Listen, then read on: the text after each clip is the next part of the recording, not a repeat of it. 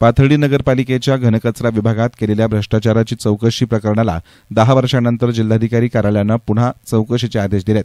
याबाबत तक्रारीची चौकशी केली नाही तर मी छत्रपती संभाजीनगरच्या उच्च न्यायालयाच्या खंडपीठामध्ये तक्रार करणार असल्याचे येथील शमा अली जाफर पठाण यांनी जिल्हाधिकाऱ्यांना लेखी पत्रानं कळवलं होतं।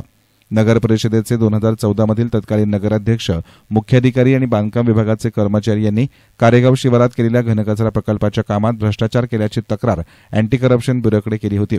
अँटी करप्शन ब्युरोच्या अधिकाऱ्यांनी पंचनामा करून या प्रकरणाचा तपास आमच्याकडे देण्याची परवानगी शासनाला 2014 मध्ये मागितली होती। नगरविकास विभागाच्या अवर सचिवांनी तत्कालीन जिल्हाधिकाऱ्यांना याबाबत लेखी पत्र देऊन 2 वेळा खुलासा मागितला होता। मात्र नगरच्या जिल्हाधिकारी कार्यालयानं त्याबाबत काहीच खुलासा पाठवला नाही। यातील मूळ तक्रारदार शमा अली जाफर पठाण यांनी पुन्हा माहिती अधिकारात या प्रकरणात काय कारवाई केली याची माहिती मागितली। नगरच्या जिल्हाधिकारी यांनी पुन्हा राज्याच्या अपर सचिवांना याबाबत मार्गदर्शन मागितलं। नगरविकास विभागाच्या अधिकाऱ्यांनी अहिल्यानगरच्या जिल्हाधिकाऱ्यांना पाथर्डीच्या पालिकेतील भ्रष्टाचार प्रकरणाचा तपास अँटी करप्शन ब्युरो यांच्याकडे द्यावा का असा अहवाल मागवला। जिल्हाधिकारी सिद्धाराम सालीमठ यांनी पाथर्डीचे प्रांताधिकारी प्रसाद मते यांना 17 सप्टेंबर 2024 रोजी लेखी पत्र देऊन या प्रकरणाचा अहवाल देण्याचं सांगितलं होतं। निवडणुका असल्यानं मते यांनी याबाबत कोणताही अहवाल जिल्हाधिकारी अहिल्यानगर यांना दिला नसल्याचं समजतं। तक्रारदार शमा अली पठाण यांनी मते यांच्याकडे देखील माहिती अधिकारात या अर्जाबाबत काय कारवाई केली अशी विचारणा केली आहे। त्याची मुदत संपूनही पठाण यांना प्रांताधिकारी कार्यालयानं कोणतीही माहिती दिलेली नाही। शुक्रवारी माहिती अधिकाऱ्याचे अपील दाखल करणार असल्याचं पठाण यांनी सांगितलं। मी 2014ला नगर परिषदेने एक लँडफिल प्रोजेक्ट तयार केला होता घनकचरा डेपोला। तर त्या टायमाला आमच्या असं लक्षात आलं की हे फक्त डॉक्युमेंटली आहे, त्यामुळं ते आम्ही डॉक्युमेंट काढले असता त्यांनी फक्त डॉक्युमेंटली प्रोजेक्ट ते तयार केला होता। तिथं शहानिशा आम्ही केली, जाऊन बघितलं स्वतः तर तिथं फक्त 4 पोल लावलेले होते जाळ्याचे आणि खड्डं घेतलेलं होतं।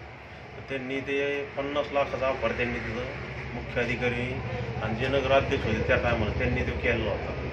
मग आम्ही ते सगळे डॉक्युमेंटली घेऊन अँटी करप्शनला ते दाखल केलं। त्यानंतर त्याच्यात अँटी करप्शनचे लोक स्वतः ते साहेब येऊन त्यांनी तिथं सर्वे केला असता त्यांचे ते लक्षात आलं की हे खरोखर इथं फ्रॉड झालेला आहे।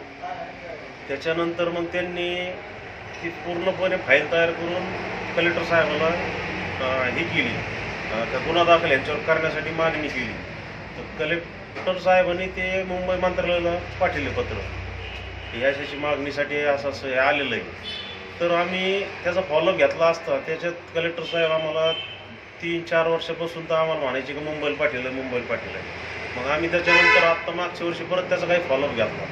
2021 मध्येच कलेक्टर साहेबाला ते पत्र मुंबईहून आलेले आहेत काही पुढं फॉरवर्ड करून याची शहानिशा करण्यात यावी, लोकांवर गुन्हे दाखल करण्यात यावे, पण याची कुठलीही दखल कलेक्टर साहेबांनी घेतली नाही। त्यानंतर आम्ही परत आता 2-3 महिन्यापूर्वी बी गेलतो तर त्यांनी 17/9ला पत्र पाठवलेलं आहे, 17/9/2024ला प्रांत ऑफिसला।